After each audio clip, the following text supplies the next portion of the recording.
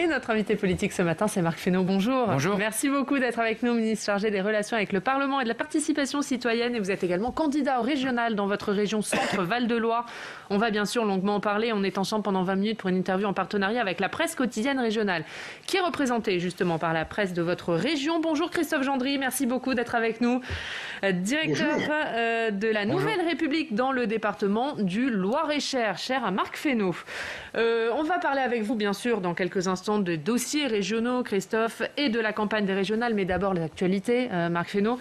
Et Gérald Darmanin qui présente donc ce matin au Conseil des ministres un projet de loi pour améliorer la prévention des actes terroristes, renforcement du suivi des terroristes, des outils de renseignement. Ce texte, il sera présenté quand au Parlement ? Il sera présenté début juin à l'Assemblée nationale, parce que nous avons des délais qui sont contraints. En fait, c'est une nouvelle mouture du texte dit loi SILT, pour un objectif de ce qui est très bref et très court, de lecture définitive, de vote définitif avant la fin du mois de juillet. Et donc on démarre à l'Assemblée nationale au début du mois de juin.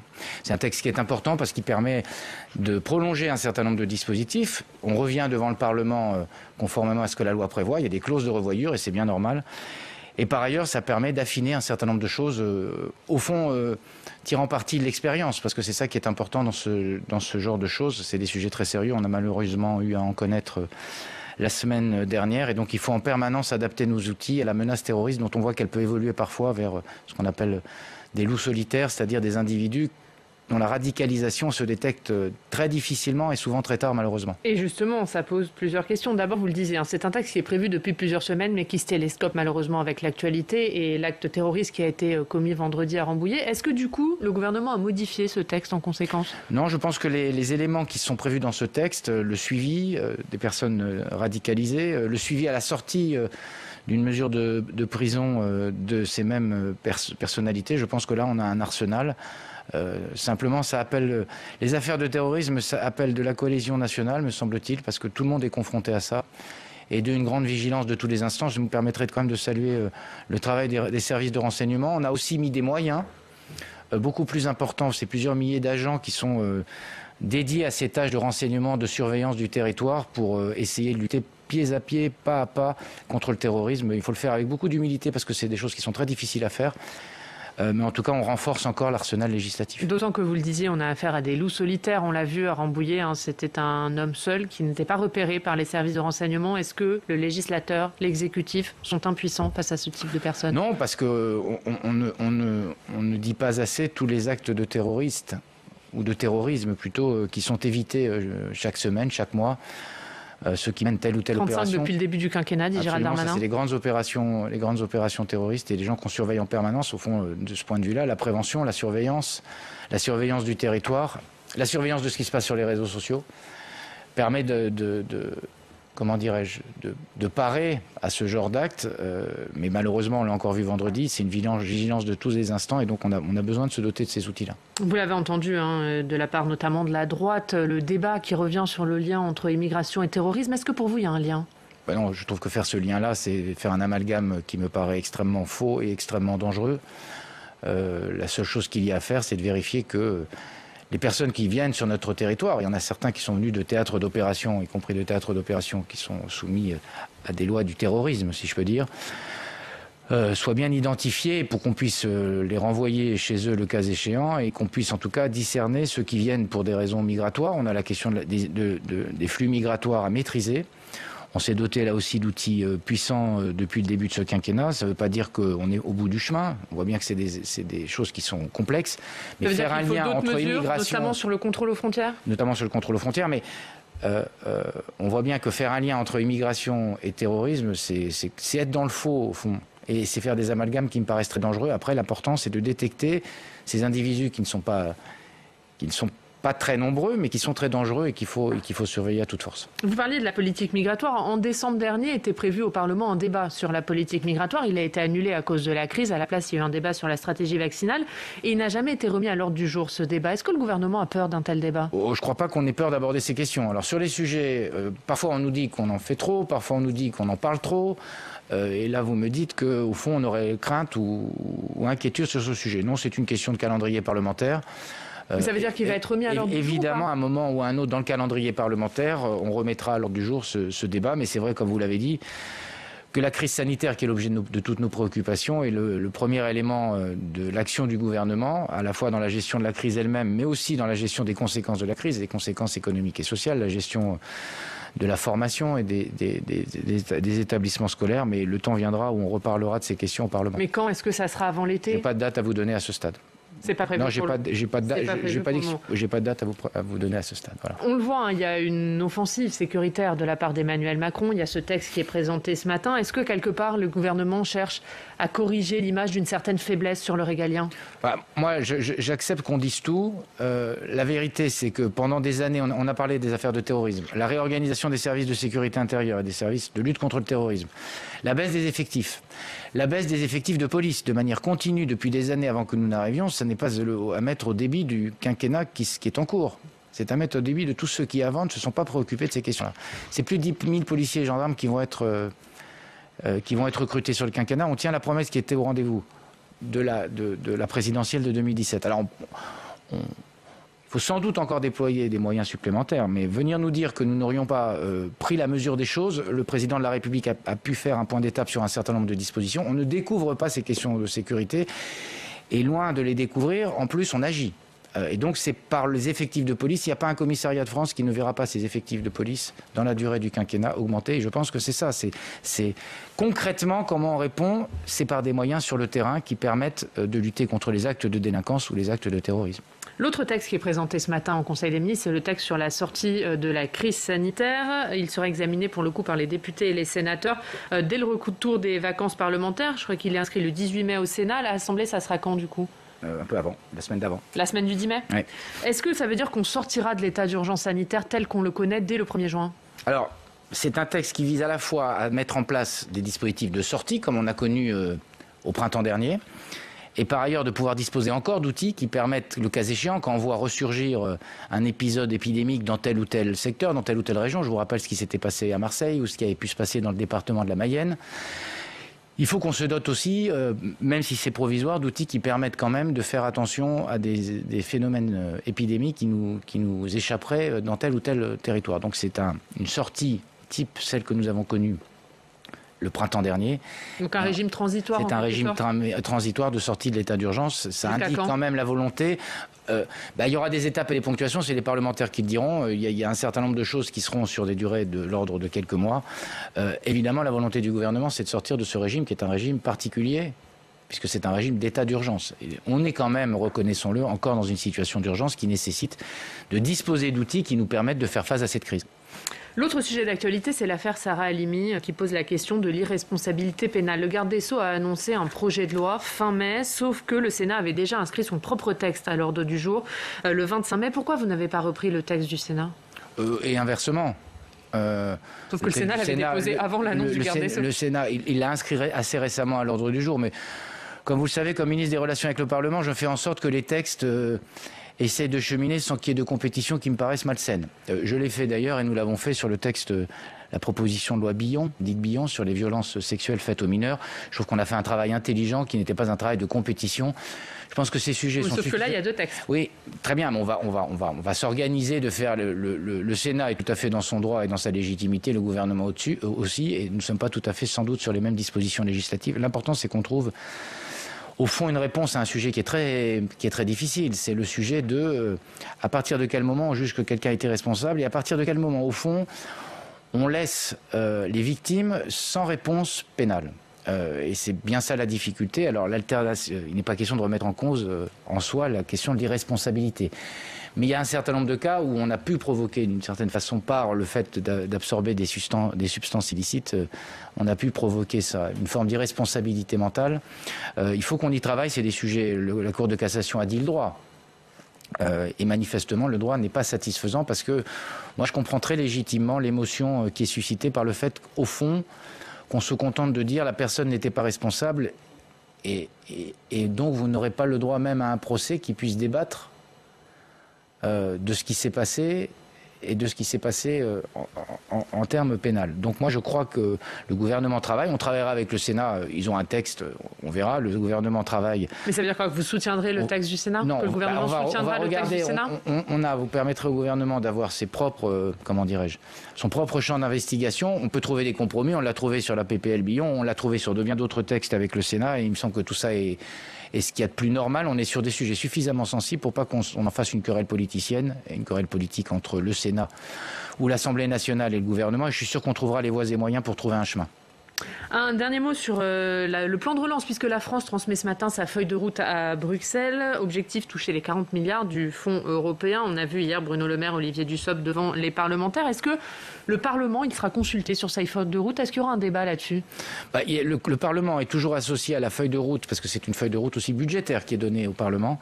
Et par nature et par construction, le Parlement est associé, l'Assemblée nationale et le Sénat. Il y aura un débat spécifique sur ce plan de relance? Oui, un débat spécifique. Alors soit c'est en commission, soit c'est en séance publique, mais il y a un débat spécifique sur ce qu'on appelle la stabilité, les lignes de stabilité budgétaire. Et donc évidemment, et il est normal, puisque ça relève du champ budgétaire, que le Parlement puisse être informé et puisse débattre lui-même des perspectives budgétaires que donne la nation française à l'Union européenne. On va passer à la crise sanitaire. C'était votre premier déplacement de campagne, la crise sanitaire, Marc Fesneau, et on va en parler avec Christophe Gendry. Oui, alors Marc Fesneau, le centre Val-de-Loire est actuellement l'une des régions les plus touchées par l'épidémie de Covid-19. Les services de réanimation des hôpitaux sont maintenant au-delà de la saturation. Alors qu'est-ce que cette crise dit de notre système de santé et quel rôle, selon vous, la région peut-elle jouer pour participer à sa rénovation ? Alors elle dit plusieurs choses. Et d'abord bonjour. Elle dit plusieurs choses de la situation du pays. D'abord sans doute que nous n'étions pas collectivement préparés à faire face à une crise sanitaire comme celle-là. Mais en même temps que le système sanitaire a pu s'adapter le printemps dernier, et comme il s'adapte là, vous avez raison de souligner que les hôpitaux sont en sursaturation en région Centre-Val de Loire. Je pense que pour le coup, là, il y a une grande part qui relève de l'organisation de l'État. Ce que je voudrais saluer aussi, c'est qu'on a pu mettre en place, une forme de fluidité entre le privé et le public, qu'on a pu mettre en place de nouvelles formes d'organisation entre la médecine dite de ville et la médecine hospitalière, et que tout ça fait un tout. On le voit d'ailleurs aussi dans la politique vaccinale. Vous me permettrez quand même au passage de saluer, ça a été le choix de mon premier déplacement, parce qu'on est en crise sanitaire, c'est une crise qui est très difficile pour les soignants, pour ceux évidemment qui sont malades, de saluer toutes celles et ceux qui travaillent. Alors après, il y a un deuxième sujet, sans doute en région Centre-Val de Loire, qui est très spécifique, c'est le sujet médical et démographie médicale, sur lequel la région peut agir. Ce que je constate, parce qu'il faut aussi parler du bilan, c'est que depuis 10 ans, la situation s'est plus dégradée qu'ailleurs en région Centre-Val de Loire. Ce que je constate, c'est qu'en région Centre-Val de Loire, il n'y a que 13% des citoyens de cette région qui ont accès plus de 4 fois à un médecin par an. Quand en France, la moyenne est à plus de 30%, 33% de tête. Alors il ne suffit pas de dire je vais salarier des médecins, parce qu'au fond, les grandes annonces sont une chose, mais concrètement, sur le territoire, il y a un certain nombre de gens qui n'ont pas de médecin référent. Il y a des réponses qui peuvent exister, les maisons de santé pluridisciplinaires, mais la maison de santé pluridisciplinaire, elle est financée par la région et l'État d'ailleurs au passage, elle n'a un sens que si à l'intérieur on arrive à y trouver des médecins. Donc il faut faire feu de tout bois, si je peux dire. Je dis quand même au passage que on est héritier d'une situation qui est celle d'avoir restreint le numerus clausus. On l'a réouvert que là, mais vous voyez bien que le numerus clausus, il produira ses effets que dans 7, 8, 10 ans. Et donc il y a un travail dans l'intervalle à faire de réorganisation. Les communautés territoriales de santé sont des outils qui se permettent de lier les professionnels avec les collectivités, d'essayer de travailler. Et donc il faut travailler sur l'ensemble des sujets. Je donne une autre voie, me semble-t-il, que j'ai vécue dans ma propre commune. C'est la question de l'accès au stage des internes. Quand vous avez des internes qui vont auprès de praticiens de ville, de médecins libéraux, ils découvrent le métier, ils découvrent le territoire et ils ont envie de s'y installer. Parce que l'installation des médecins, ce n'est pas seulement la formation des médecins. L'installation des médecins, c'est la capacité d'attractivité du territoire à les garder une fois qu'ils sont formés. Parce qu'une fois qu'ils sont formés, ils peuvent s'installer partout en France. Et donc le sujet n'est pas seulement que nous ayons beaucoup plus de médecins qui soient formés pour la médecine générale, mais c'est que nous fassions en sorte qu'ils aient envie de rester et de s'y installer. Et il ne suffit pas de dire « j'ai fait une maison » et ça suffit. Le président de la région sortante a indiqué qu'il allait, depuis plusieurs mois, même voire années, a dit qu'il allait salarier des médecins. Ça se compte sur les doigts de 2 mains, peut-être, le nombre de médecins qui sont salariés. Donc les grandes annonces sont une chose, le concret est une chose plus importante, en tout cas pour ceux qui ont envie de se soigner. Bien. Une des conséquences de cette crise, c'est la fermeture de commerces et également d'établissements touristiques. Comment expliquer aujourd'hui, le tourisme qui est une activité très forte dans la région Centre-Val-de-Loire, comment expliquer que les châteaux, les jardins, les endroits où il y a de l'espace et où la distanciation physique est plus aisée à respecter, comment expliquer que ces châteaux sont toujours fermés aujourd'hui ? Pour une raison simple, c'est que ce qu'on a appris du virus, en particulier des variants qui sont beaucoup plus contaminants, c'est qu'il y a à la fois les lieux où on se contamine et puis les moments d'interaction. Plus vous multipliez les moments d'interaction, et c'est vrai que vous avez moins de chances d'attraper, chance entre guillemets, de malchance d'attraper le virus dans un lieu extérieur que dans un lieu intérieur. Sauf que quand vous mettez en mouvement des tas de gens, et c'est bien les principes des règles qui ont été établies depuis quelques semaines, plus vous mettez en interaction les gens, plus vous leur faites prendre des risques. Plus vous multipliez les interactions entre les citoyens, plus vous avez des risques. D'où les mesures qui sont effectuées. Mais pour essayer de répondre plus avant à votre question, évidemment l'objectif c'est que ces lieux-là soient les premiers ouverts. Vous avez raison de le dire et vous connaissez très bien cette région. C'est une région où les lieux touristiques, les jardins, les châteaux sont des lieux où, au fond, on peut avoir le sentiment d'être plus en sécurité. Donc, dès lors qu'on va libérer la question des distances à partir desquelles on peut se déplacer, dès lors que la vaccination continue à progresser, j'étais aussi dans un centre de vaccination à Olivet la semaine prochaine, on peut espérer que les choses soient importantes. D'ailleurs, nous avons vécu dans notre région, dans mon département du Loir-et-Cher, dans notre département du Loir-et-Cher, un été où, au fond, on a vu un afflux très significatif de touristes venant de notre région, mais aussi venant des autres régions. Parce qu'on voit bien que c'est une forme de tourisme qui est moins un tourisme de masse et qui correspond aux besoins du moment et aux contraintes du moment. Et donc on peut espérer qu'avec toutes ces mesures, on puisse avoir un été qui soit plus conforme à ce qu'on souhaite. On va parler d'agriculture, Christophe. Oui, alors Marc Fesneau a été maire de Marchenoir, qui est une commune bosseronne, donc on connaît sa sensibilité aux questions agricoles. Alors justement, la réforme de la PAC provoque une très vive inquiétude dans les campagnes en ce moment. Quelle est votre position à ce sujet et qu'est-ce que vous avez à dire aux agriculteurs français qui doivent affronter une concurrence internationale libérée des normes qu'on veut leur imposer ? Alors, deux choses sur la politique agricole commune, sans rentrer trop dans la technique. Il y a deux piliers. Il y a le premier pilier qui est le pilier plutôt économique, puis le deuxième pilier qui est plutôt le pilier développement rural. Sur le pilier économique, la principale inquiétude, je crois qu'on est en train de l'élever. Il y a des règles de ce qu'on appelle l'éco-conditionnalité, les éco-régimes, qui doivent permettre aux agriculteurs d'assumer des transitions qui leur sont demandées, qui sont des transitions extrêmement difficiles. Mais en même temps, il faut que le maximum d'agriculteurs puissent y avoir accès pour qu'ils puissent avoir accès et puissent s'engager dans ces transitions écologiques. Ça, c'est un premier point de vigilance. Nous discutons beaucoup avec Julien de Normandie sur ce sujet. Je pense que sur ces sujets-là, on va pouvoir avancer positivement. Deuxième point, ce qu'on appelle deuxième pilier, le volet développement rural. Sur ce volet développement rural, structurellement, cette région est moins dotée que les autres. La répartition des enveloppes telle qu'elle a été faite depuis des années a été une répartition qui s'est faite en défaveur de la région Centre-Val-de-Loire. Alors, il appartient aussi au gouvernement, mais il appartient aussi au président de la région en ce moment en place de discuter avec ses homologues des autres régions pour expliquer que notre région, en particulier ses zones intermédiaires, je pense au sud du département du Loir-et-Cher et je pense au sud de notre région pour faire un axe nord-sud séparé par la Loire, on a besoin d'outils de développement rural qui permettent de maintenir des activités, je pense par exemple à des activités d'élevage, mais aussi par exemple des activités de polyculture. Donc tout l'enjeu d'un président de région, et c'est celui-là que je veux être, c'est de faire en sorte qu'on défende les intérêts de la région et qu'on ne soit pas les bras ballants le long du chemin à dire « ah, c'est pas de notre faute, c'est les autres qui ont plus de moyens ». Je pense qu'il faut se battre au niveau national, c'est ce que je fais pour ma part comme ministre, mais aussi comme élu de ce territoire, de faire en sorte que cette région puisse se voir dotée de moyens qui lui permettent d'assurer les transitions. Par exemple, les mesures agri-environnementales. Et puis troisième chose, la concurrence. Nous sommes dans une concurrence mondiale et une concurrence européenne. Mais il ne faudrait pas non plus qu'on organise une concurrence régionale. Si, à toutes ces normes qui sont parfois difficiles, et le gouvernement essaie de ne pas en rajouter, on rajoute des normes régionales qui font qu'au fond, on met des boulets supplémentaires au pied des agriculteurs, région Centre, Val-de-Loire, par rapport à leurs voisins, à leurs homologues du bassin parisien, des Pays de Loire, alors là, on fait défaut. Et on voit bien que les équilibres politiques qui ont été tenus dans cette région, ils visent à chaque fois, la seule réponse qu'on fait, c'est on normalise, on fait de la contrainte supplémentaire et on dit, ça va bien aller comme ça. Sauf qu'on crée une distorsion de concurrence entre les territoires de la région. Et moi, je pense qu'il faut accompagner les transitions et il ne faut pas les accompagner par la contrainte. Je connais bien le monde agricole, vous avez raison.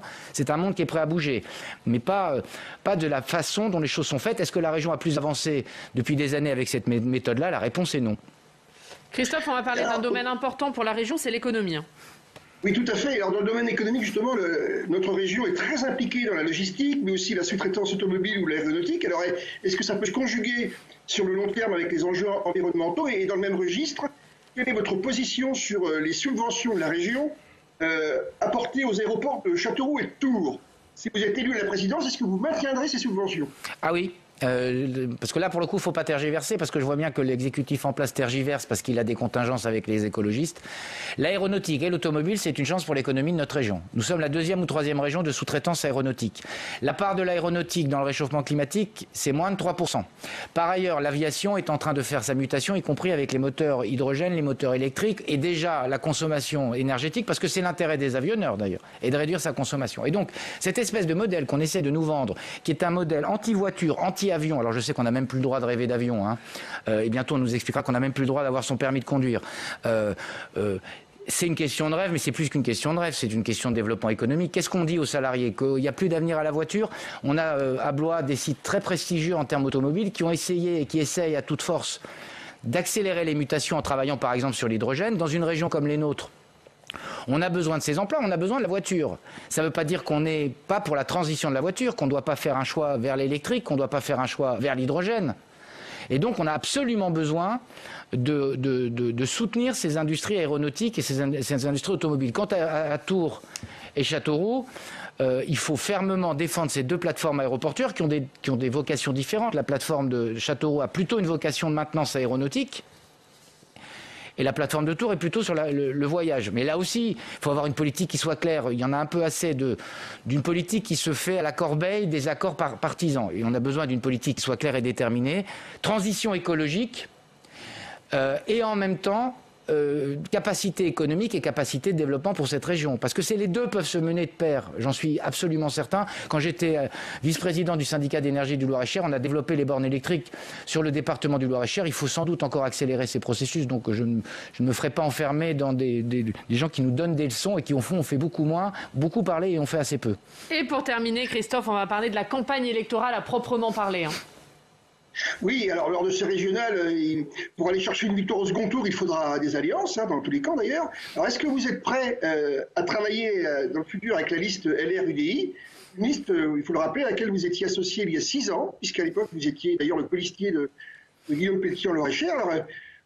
Ou à contrario, est-ce qu'une entente est possible avec François Bonneau, le président sortant? Quels sont vos axes de travail? Alors d'abord, je vois les listes qui fleurissent chez mes concurrents. Je vois beaucoup des listes d'étiquettes. Alors on multiplie les partis. Il y a des listes avec 8 ou 10 partis. On essaie de faire des quotas. Il faut un troisième, manifestement. Il faut que le Parti communiste soit troisième sur la liste de M. Bonneau. Donc il y a une forme de quota. Moi, je ne constituerai pas une liste partisane. Je fais partie de la majorité présidentielle, je défends le gouvernement, je n'ai pas besoin de le répéter 25 fois par jour, mais c'est une certitude et une réalité, et j'assume ce que je suis. Deuxième élément, je suis du MoDem. Et je l'assume depuis des années, comme vous le savez. Je l'ai fait d'ailleurs dans des situations de risque. J'entendais à votre antenne M. Bonneau qui donnait des leçons et qui disait c'est une voie de secours pour un ministre. Il cherche à toute force à rester en place alors que ça fait 25 ans qu'ils sont en situation de changer la région et que manifestement ils n'y ont pas réussi. Moi, je prends mon risque. J'ai décidé d'essayer de mettre mes compétences, mon expertise nationale et locale au service de la région. C'est bien ça qui compte. Et deux, moi, je ne me préoccupe pas de ces questions d'alliance, de second tour et d'équilibrage. Je vois bien qu'un certain nombre de gens font des listes avec cette préoccupation. Ma préoccupation, c'est de sortir en tête. Et ma préoccupation, c'est d'offrir aux habitants une alternative à ce débat que certains voudraient construire. Et de faire en sorte qu'une nouvelle majorité sorte de la région. Et donc, c'est les électeurs qui décideront de ce qui se passe le soir du premier tour. Et plus ils nous placeront haut, plus on sera en situation de pouvoir gagner. Et dernière question rapidement, Christophe. Un concurrent quand même que vous n'avez pas cité, c'est le Rassemblement National. Est-ce qu'il est selon vous en mesure de chambouler l'échiquier dans cette région? Le Rassemblement National dans cette région, et je rappelle que la dernière fois il était au-dessus de 30, autant que je me souvienne, au premier ou deuxième tour, il est en mesure évidemment de bouleverser l'échiquier, il n'est pas en mesure en revanche de répondre aux problèmes quotidiens des citoyens de la région Centre-Val de Loire. Et moi je comprends absolument les colères, je vois ceux qui se sentent délaissés, les territoires qui ont eu l'impression d'être totalement abandonnés depuis des années, mais il n'y a pas de solution de solution concrète à ce qu'offre le Front National. C'est un vote qui exprime une colère. La réponse qu'il faut qu'on apporte nous, c'est une réponse concrète pour que les gens n'aient plus cette colère et vivent différemment sur nos territoires. Un mot rapidement, Marc Fesneau, puisqu'on lit ce matin dans le Figaro que pour faire campagne, vous allez déployer des phénomobiles. Qu'est-ce que c'est? C'est pas moi qui ai donné le surnom, mais je vois le surnom qui est donné. La volonté, c'est, vous voyez bien qu'on est dans une campagne qui fait qu'on ne peut pas faire de rassemblement public, et je compte bien me conformer à cette règle. Mais je pense que du coup, il faut aller à la rencontre des citoyens. Et la volonté que nous avons, au travers de 6 véhicules qui tourneront dans chacun des départements dans quelques jours, de faire en sorte d'aller à la rencontre dans les villes et les villages des citoyens pour leur exposer notre programme, qu'ils nous fassent part de leurs récriminations, de leurs propositions, de leurs réactions à ce qu'on va leur proposer. Au fond, il faut qu'on aille à eux puisque c'est plus difficile qu'ils viennent à nous. Et donc, c'est une façon nouvelle, moderne. Et puis, c'est une façon de montrer que c'est comme pour les services, c'est comme des tas de choses. Il faut aller au cœur des territoires et il ne faut pas demander simplement aux gens de se déplacer vers nous. Merci beaucoup. Merci Marc Fesneau d'avoir été notre invité ce matin. Beaucoup. Merci Christophe Gendry d'avoir été avec nous pour cette interview. On passe tout de suite au Club des Territoires. La Mutuelle nationale territoriale, la mutuelle des agents des services publics. Merci Christophe Gendry d'avoir été avec nous pour